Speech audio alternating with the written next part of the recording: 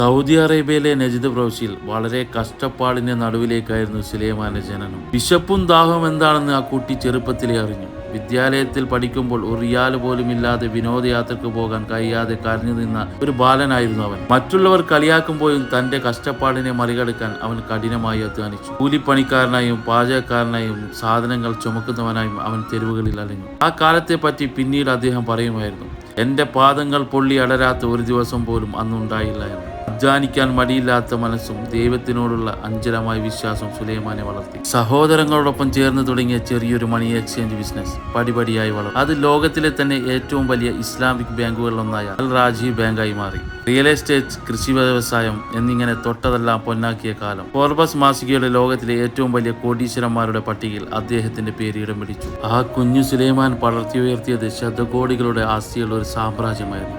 ലോകം അദ്ദേഹത്തിന്റെ കാൽ കീഴിലായിരുന്നു. വിജയത്തിന്റെ ഉച്ചിയിൽ നിൽക്കുമ്പോഴാണ് സുലൈമാൻ ഒരു കാര്യം ചിന്തിച്ചത്. ഈ പണമൊന്നും മരണശേഷം കൂടെ വരില്ല.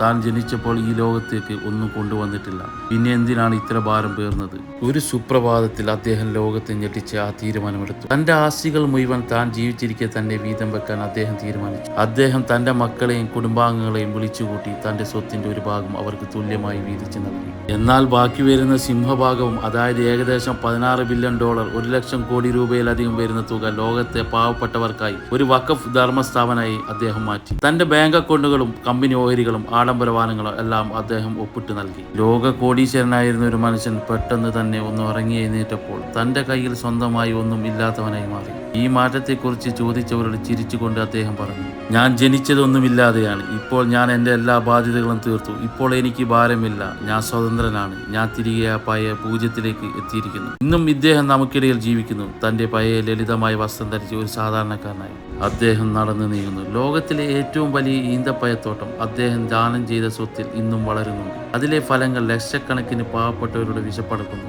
ആ വലിയ മനുഷ്യൻ ഇന്നും ഈ ലോകത്ത് ഒരു പാഠപുസ്തകമായി ജീവിക്കുന്നു. പടച്ച റബ്ബുൽ ആലമീനായ തമ്പുരാൻ ദീർഘായുസ്സും ആഫിയത്തും ആരോഗ്യവും കൊടുക്കുമാറാകട്ടെ.